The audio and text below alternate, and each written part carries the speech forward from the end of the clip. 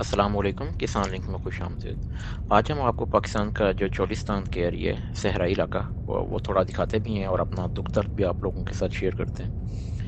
تو یہ بھی میں جا رہا ہوں فوٹا باز کی طرف۔ تو فوٹا باز جسے پہلے پھولرا بولتے تھے، یہ پاکستان اور بھارت کی سرحد پر فقیر والی کے قریب ہارون آباد کے جنوب میں واقع ہے۔ ابھی جو یہ والا ایریا یہ چھونا ایک سٹاپ ہے، اس سے کوئی 50-60 کلومیٹر آگے کا علاقہ ہے۔ ابھی آپ اس ویڈیو میں دور دور تک ہزاروں کلومیٹر ہزاروں ایکڑ زمین جو ہے وہ آپ کو بالکل صحرا ہی نظر آئیں گے۔ کوئی بھی یہاں پہ آپ کو کاشت یا زرعی زمین جس میں کوئی فصلیں کاشت کی ہیں وہ نظر نہیں آئے گی۔ بیچ میں کوئی کوئی علاقہ مجھے ایسا نظر ضرور آیا ہے کہ جہاں پہ کچھ کسانوں نے اپنی محنت سے کوئی سولر ٹیوب لگا کے تو اپنے کوئی کاشت کے قابل بنایا ہے۔ دیکھ کے مجھے بڑا دکھ بھی ہوا، افسوس ہوا۔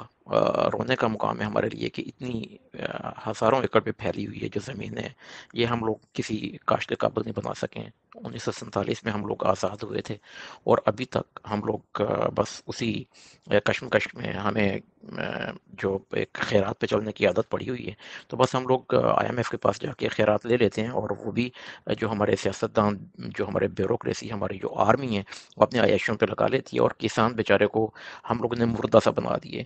کسان کا استحصال ہی ہم ہوتا جا رہا ہے، استحصال پہ استحصال ہوتا جا رہا ہے، اگر میں یہ کہوں تو یہ غلط نہیں ہوگا۔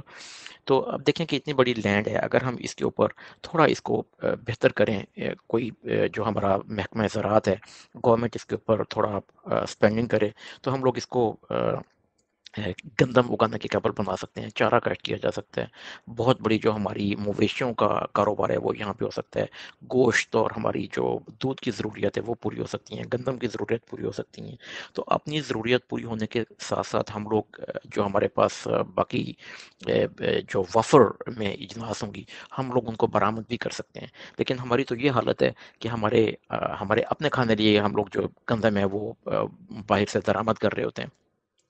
تو یہ کب تک اسی طرح سے ہم لوگ یہ چلتے رہیں گے؟ تو اب میرا خیال ہے کہ ٹائم ہے کہ ذرا سوچیں اور اپنی جو یہ ضروریات ہیں ان کو کھینچیں گورنمنٹ سے، اپنے ووٹ کا حق استعمال کریں، گورنمنٹ کے ساتھ فائٹ کریں۔ پوری دنیا میں یہ کسان کر رہے ہیں، تو ہم لوگ تو بس اپنی جو حق ہے اس کو چھیننے کے لیے ہمیں منظم ہونا پڑے گا، ہم کسانوں کو منظم ہونا پڑے گا۔ ہمیں کچھ بہتری کی طرف جانے کے لیے اپنے جو حقوق ہیں ان کے لیے اسٹرگل کرنی پڑے گی۔ بس یہ میں ریکویسٹ کر سکتا ہوں۔ ویڈیو دیکھنے کے لیے شکریہ۔ اللہ حافظ۔